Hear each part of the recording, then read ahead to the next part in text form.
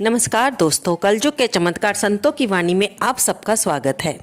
दोस्तों, आज की वीडियो में हम जानेंगे भीष्म द्वादशी के बारे में।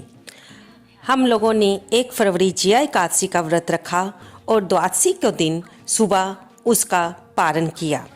माघ मास के शुक्ल पक्ष की में आने वाली द्वादशी जो कि जिया एकादशी के बाद आती है, इसे भीष्म द्वादशी कहा जाता है।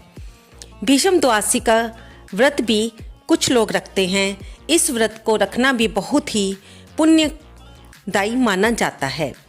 इस दिन भगवान विष्णु और माँ लक्ष्मी की पूजा की जाती है।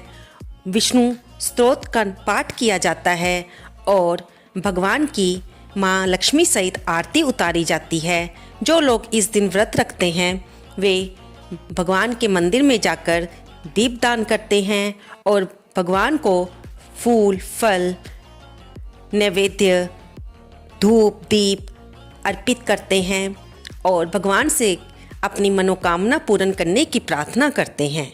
दोस्तों, भीष्म द्वादशी जैसे कि नाम से ही हमें पता चल रहा है कि इसका जिक्र कहीं ना कहीं भीष्म पितामह से जुड़ा होगा।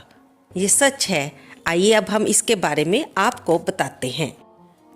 ऐसा पुराणों में उल्लेख आता है कि भीष्म पितामह जी ने माघ मास की शुक्ल पक्ष की अष्टमी को अपना शरीर त्यागा था और भीष्म द्वादशी के दिन उनका संस्कार करने का निर्णय लिया गया था।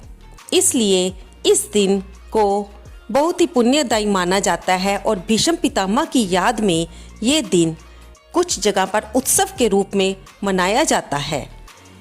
इस दिन के बारे में ये पुरानी कथा आती है कि भीष्म पितामह महाराज शांतनु और माँ गंगा के पुत्र थे।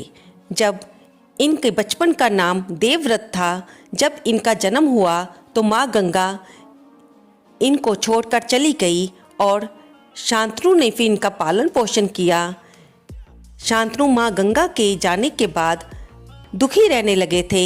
एक बार वे जंगल में शिकार करने गए तो वहाँ पर उनकी मुलाकात एक मत्स्य कन्या से हुई। वे उसकी सुंदरता पर रीझ गए और उन्होंने उसके सामने विवाह का प्रस्ताव रखा।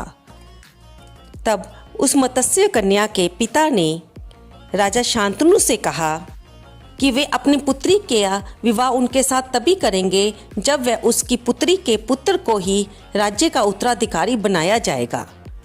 शांतनु ये सुनकर हैरान रह गए और उन्होंने इस बात को अस्वीकार कर दिया, क्योंकि देवव्रत बड़ा पुत्र होने के नाते राज्य का उत्तराधिकारी बनने के काबिल थे।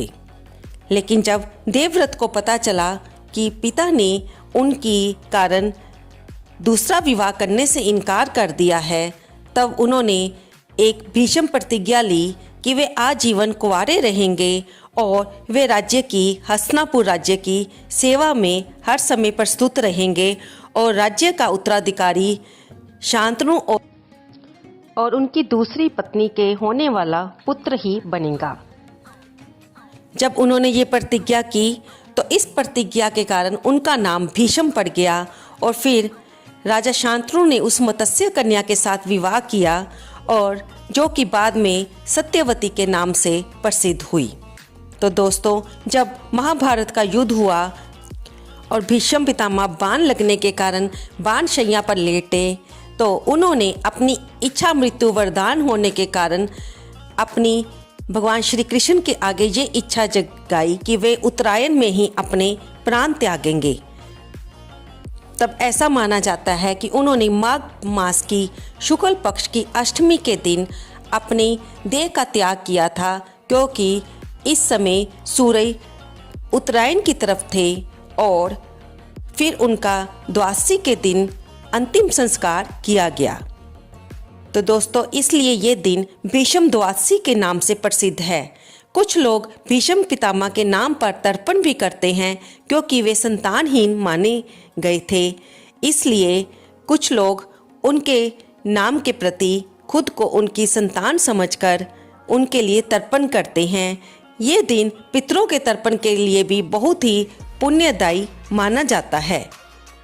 दोस्तों, अगर आप भी इस दिन व्रत रखना चाहते हैं तो फलाहार का व्रत रखें और भगवान को फल फूल दीप नैवेद्य अर्पित करके उनकी पूजा करें और इस पवित्र कथा को अवश्य सुने।